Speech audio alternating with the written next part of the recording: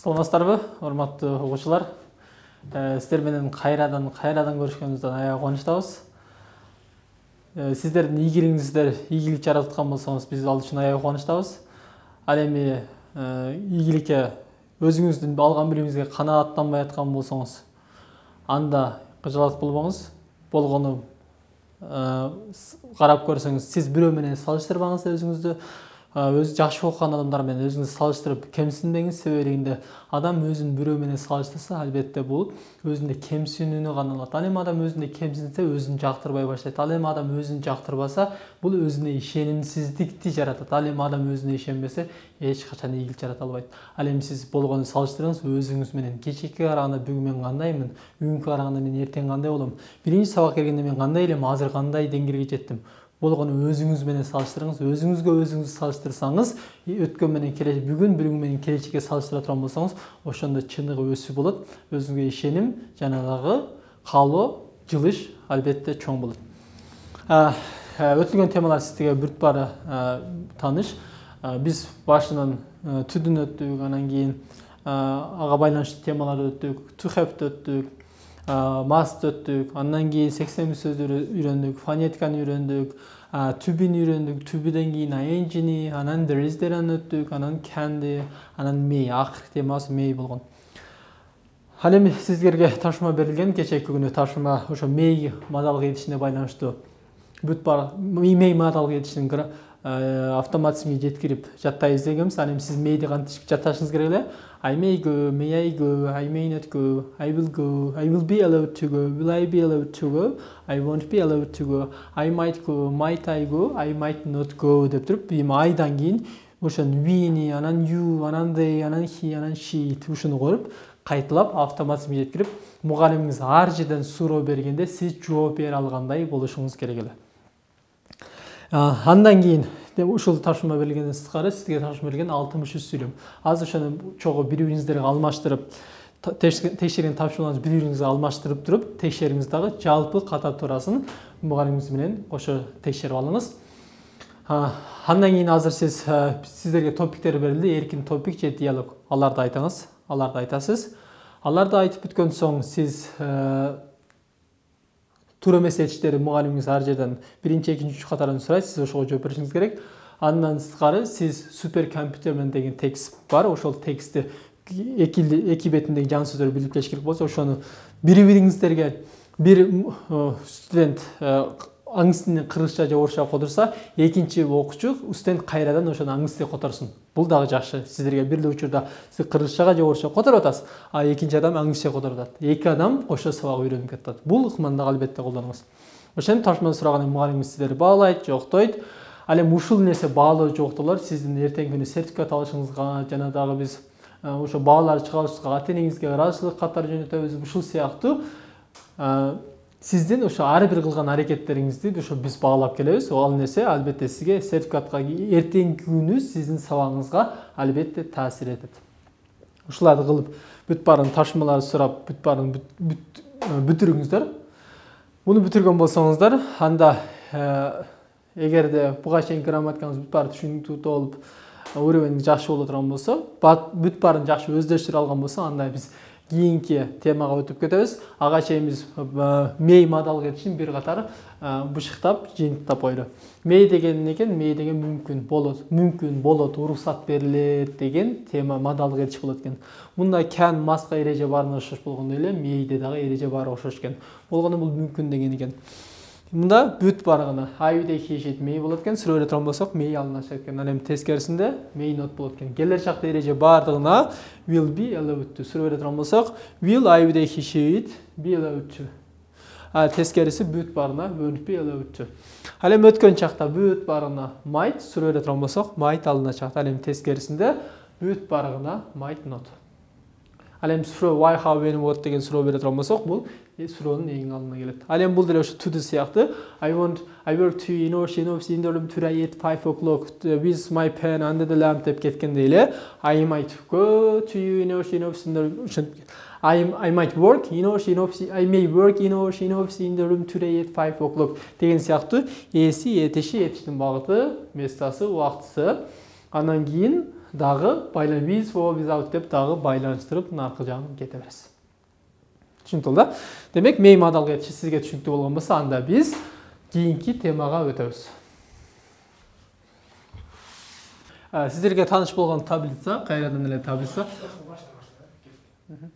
Сиздерге тааныш болуп калган таблица, кимдир бир бул таблицаны жактырып атат, сүйүп атат, кимдир бир күндө ар бир сабакта чийип берип тажагандыр, жакпай аткандыр, бирок бул албетте тамаша, бирок бул ар бирине жагат. Себебен акыл калча ой жүгүрткөн адам үчүн бул таблица өтө пайдалуу, өтө жөнөкөй. Себебен сиз буга чейин көп угуп жүрдүңүздөр, билип жүрдүңүздөр, бирок эмнегедир каша болуп жүрө берген. Ал эми бул таблица менен сиз грамматикаңызды бүт баргын буюрса иреттештирип алдыңыз.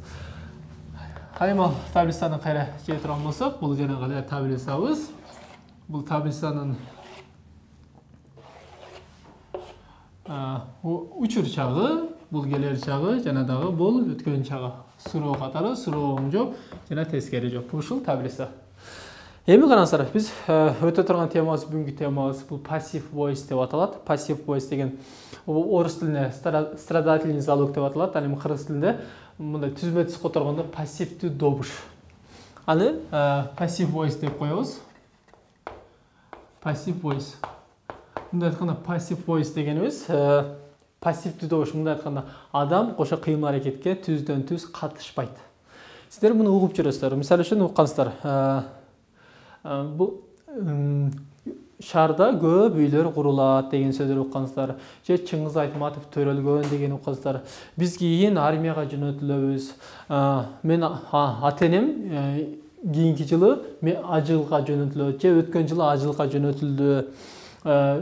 Карасаңыз кийимде де made in Turkey деп атат. Түркияда жасалган, же made in China, Кытайда жасалган деп айтылган сөздөр уккансыздар. Же мисалы үчүн могул депутат өлтүрүлгөн мурда, же кийин мынал адам кийин президент болуп шайланат, же ошол сыяктуу үйлөр курулат, офистер ачылат, жаңы офистер, мугалимдер окутулат, биз лагерге жөнөтүлөбүз. Ушул сыяктуу кыймыл аракетти адам түздөн түз кылмайт. Айбидей хишит деген ата точ кыймыл аракетти өзү кылбайт. Бунда кыймыл аракет ошол айбидей хишитке карата, ата точко карата кыймыл аракет сырттан болот. Мисалы үчүн түрдө I work десе, бул өзү иштейт турбу? I work десе, бул иштейт экен деп түшүнөбүз турбу? Ал эми I open десе, мен ачам дейсиз турбу? Же laptop works десе, ноутбук иштейт экен деп түшүнөсүз турбу? Ал эми бул темада ноутбук иштебейт, тескерисинче ноутбук иштетилет. Мисалы үчүн мен чакырам десеңиз, мисалы үчүн сиз бир адамды чакырам десеңиз не дейсиз? I invite деп айтасыз турбу? Ал эми буда сиз чакырбайсыз, тескерисинче сизди бирөө чакырат. Түшүнүп калдыбы? Албетте, түшүнбөй аткан болсоңуз жалп болбоңуз, дагы буга биз азыр эле кайтабыз. Эң негизи сиздер to be этишинин формуласын билесиз турбу? To be кандай болот эле? Учур чакта кандай болот? I am. Турбу? He, she'дики кандай болот эле? Is. We, you, they'дики? We, you, they. Болот. Суроо бере турган болсок, am алдына чыгат турбу? Am I? He, she'дке суроо бере турган болсок, is. He, she'd. Ал эми we, you, they'ге суроо бере турган болсок, алдына чыгат. We, you, they. Ал эми тескериси I am not. Турбу? Ал эми he, she'дики he, she'd is not. We, you, they'дин тескери формасы we, you, they are not. Көрдүңүзбү? Ал эми келер чакта эреже баардыгына окшош турбу? Келер чакта эреже баардыгына окшош. Демек I, you, they, he, she'd will be. I will be. Суроо бере турган болсок эмне болот? Бүт барына will алдына чыгат. Will I, we, they, he, she'd be. Тескериси бүт барына. I, we, you, they, he, she'd will not be. Ал эми will not кыскартылганы won't be. Ал эми өткөн чакта бүт барына. Чекелик санда I, he, she'дин өткөн чагы. I, he, she'дин өткөн чагы was. Ал эми we, you, they'дин өткөн чагы болот экен? Were болот экен. Ал эми суроо бере турган болсок, эмне кылабыз? Was'ду алдыга чыгарабыз. Was, I, he, she, it. Ал эми суроо бере турган болсок, көптүк санда were алдыга чыгат. Were, we, you, they. Ал эми тескерисинде I, he, she, it'ин өткөн чагын тескериси I, he, she, it was not. Ал эми we, you, they teskeri формасы were not. We, you, they'in teskeri формасы эмне экен? Were not. Демек сиз бул формула сиздерге тааныш. Түшүнүктүү, жөнөкөй туурабы? Муну уже сиздер жаттап калдыңыздар. Билесиздер, ар кандай убакта айта аласыз. Ал эми азыркы айткан кыймыл аракетти сиз түздөн-түз өзүңүз кылбай, тескерисинче I, we, they, she, itке, he, she, itке кыймыл аракет сырттан боло турган болсо, бунун формуласы to be plus етиштин 3-чү формасы. Эми етиштин 3-чү формасын бул verb 3 деп коет. Етиштин 3-чү формасын биз буга чейин жаттадык, бирок кайсы жерде колдонобуз деп эле дайым суроо берип келдиңиздерби? Бул кандай эле етиштин 3-чү формасы? Мондай табылса, speak, spoke, spoken. Көрдүңүзбү? Speak, spoke, spoken деп бир колдонуп келдик. Эми буну кайсы жер мунаны колдонушту билдиңиз. Бул жөнөкөй эле формасы болчу. Ал эми буну дагы колдонгонду үйрөнүңүз. Бирок мына 3-чү катарын кайсы жерде колдонобуз, кайсы жерде пайдаланабыз деп эле сиз суроо берип келетиңиз. Ал эми азыр ушул темада бул пассив бойсо етиштин 3-чү формасын колдонобуз. Мисалы үчүн айталы, мен иштейм болсо, мен чакырам болсо I invite болду, туурабы? Ал эми мен чакырылам дей турган болсоңуз, мисалы үчүн мен чакырам болсо эмне болот? I invite деп атасыз, туурабы? I invite. I invite'да эмне болот? Сиз өзүңүз түздөн-түз чакырып атасыз бирөөнү. I invite you, мен сени чакырам деп атасыз. Ал эми азыркы өтө турган темада сиз чакырбайсыз. Тескерисинче сизди бирөө чакырат. Сиз чакырыласыз. Ал эми мен чакырылам деп айтыш үчүн эмне дейбиз? Bunun formulası, ошол мен чакырылам, офис курулат, магазин ачылат, камера тартылат, SMS жөнөтүлөт, мен мурда төрөлгөнмүн деген сыяктуу ушул нерсени айтыш үчүн бул эмне аласыз? To be plus етиштин 3-чү формасы келип атат. Демек эмне болот? I am invited дейт экенсиз. I am invited. Эмне болот? Сиз чакырылат. Меня приглашают, то, ошондо мени чакырышат. Сиз өзүңүз чакырсам эмне? Мен өзүм чакырам дейтиңиз. А буда эмне болот? Тескерисинче сизди чакырат экен. I am invited to school. Мен мектепке чакырылам. Эми бирөө тарабынан болсо, мисалы үчүн Бай Асан. Мен Асан тарабынан мектепке чакырылам. Көрдүңүзбү? I am invited to the school by Асан. Же мындай эмени уккансыздар. Мисалы үчүн, this book was written by Чыңгыз Айтматов. Бул китеп Чыңгыз Айтматов тарабынан жазылган деп. Made in China деп атасыздар. Эми made in China. It is made in China деп атасыз. Бул эмне болот? Мына make. Make'дин өткөн чагы make деген бул кылы да өткөн чагы made. Ал эми 3-чү формасы дагы made. Эмне деп атасыз сиздер?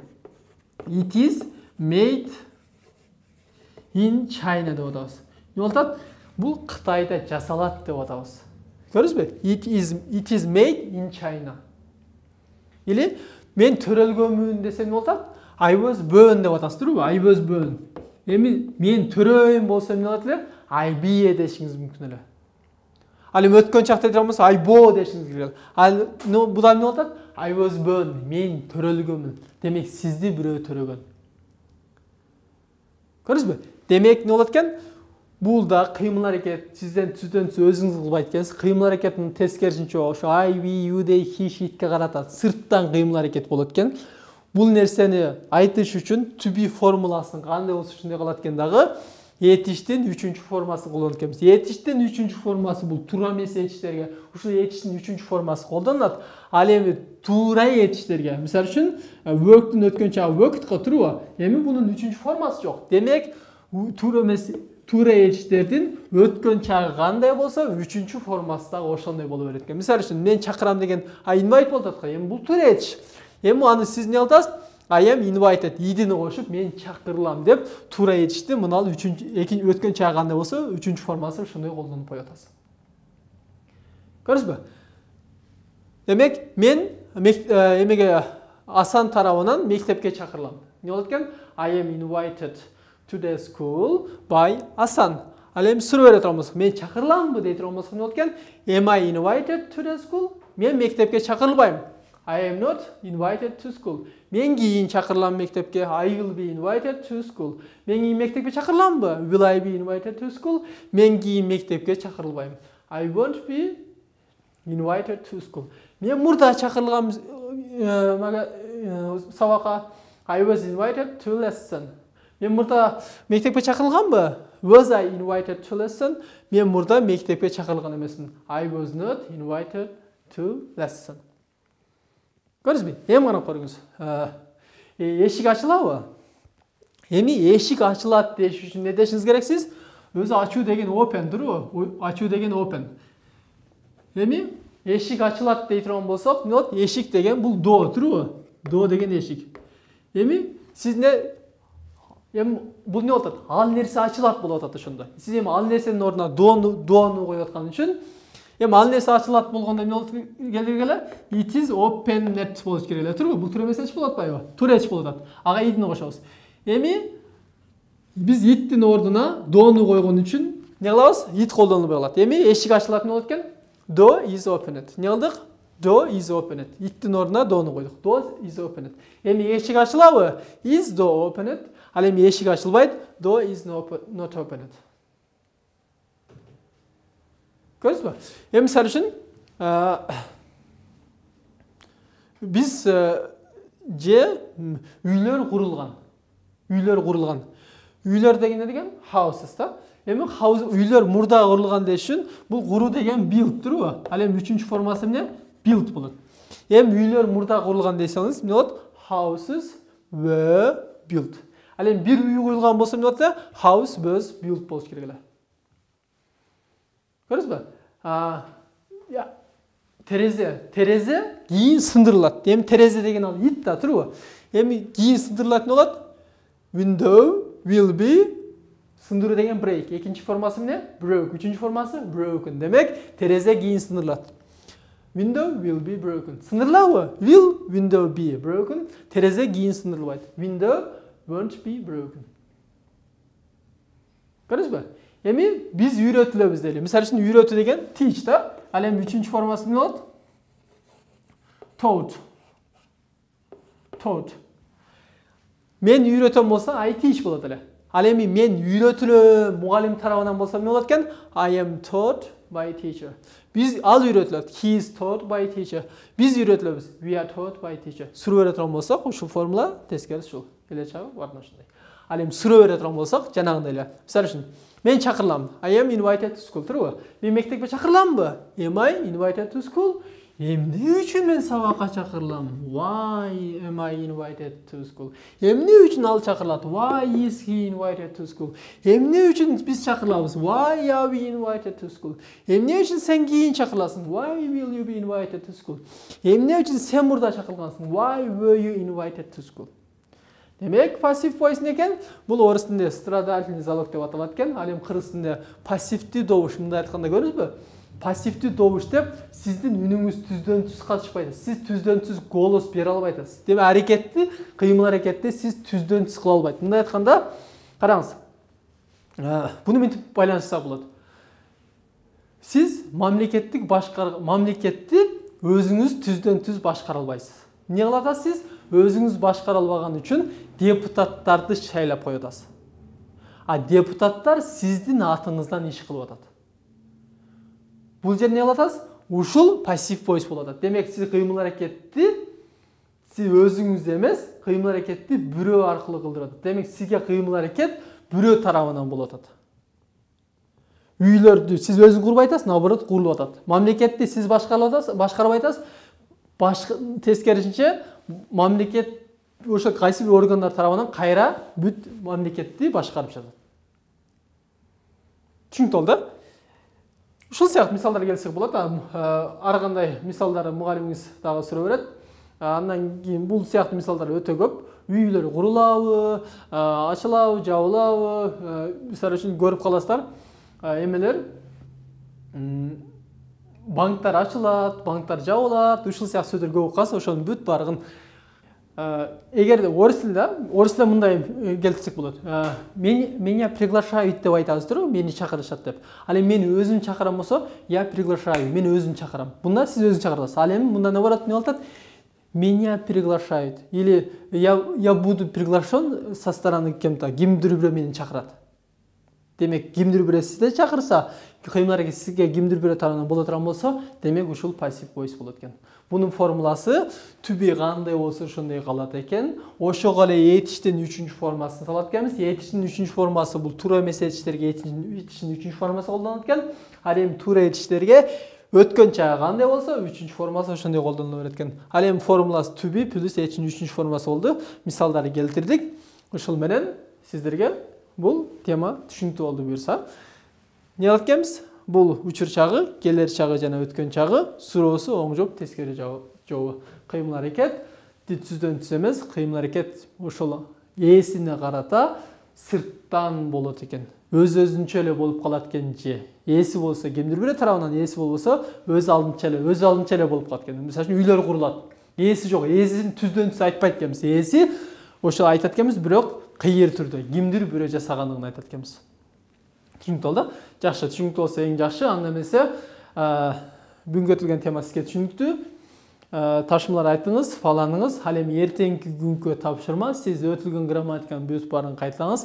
Ал эми буну албетте чындыгында бир аз татаалыраак тема. Бул нерсени студенттер же окуучулар көп окуйт, бирок түшүнбөйт. Эми сиз буга чейинки базаңыз, түбүнү жакшы билгениңиз үчүн, таблицаны жакшы билгениңиз үчүн, түдүнү жакшы, буга чейин өткөн грамматиканы жакшы билгени үчүн сиз буну жеңил гана өздөштүрө алдыңыз. Албетте бул негизи татаал тема.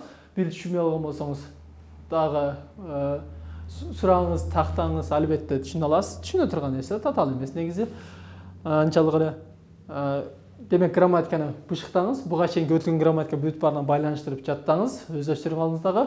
Андан кийин ошол эле биз өтүлгөн теманын ушул пассив voice'ты өттүк. Passive voice бул 78-чи бетте өтүлдү. Ана 79-чу бетте 7 сүйлөм берилген. Ар бирин I, B, he, she'ге ошону сиздер монтип таблицага алып салып туруп чакка айлантасыз. 63 сүйлөм чыгат. Буну сиз аябай пайдалуу экенин түшүнүп атасыз. Андан кийин ошол эле бетте англис тилине которуңуз деген бети бар. Ошону которуңуз. Буга чейинки грамматиканын бүт баарын кайталат. Андан кийин passive voice кошулат.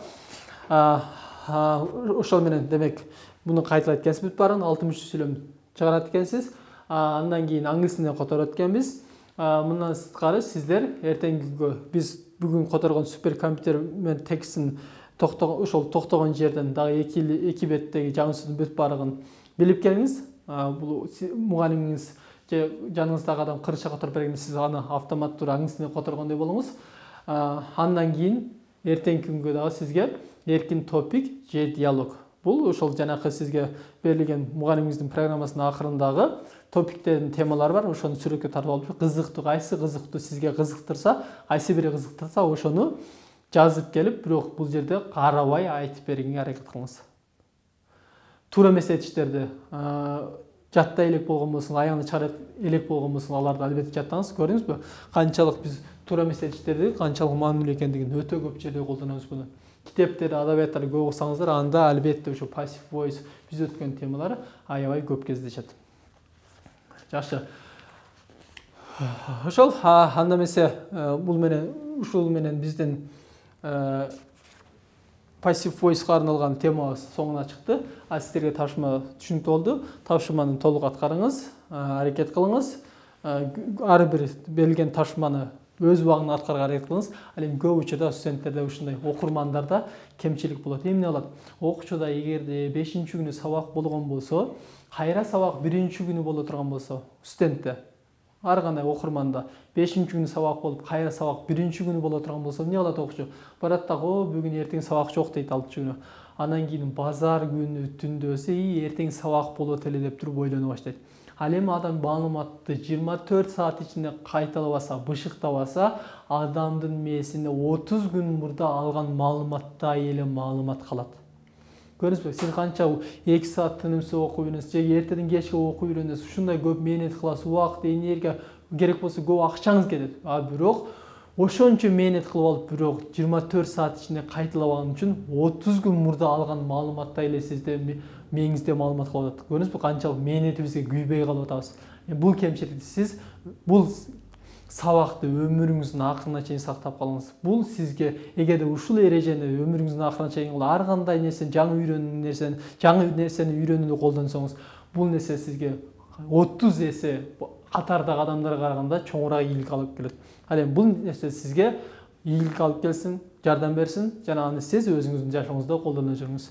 Ал эми кийинки сабакта көрүшкөнчө ийгилик каалайбыз. Ал эми биз сизден үмүт кылабыз. Албетте берилген тапшырмалардын бүт баарыгын аткара аласыз, анткени ага жөндөмдүсүз.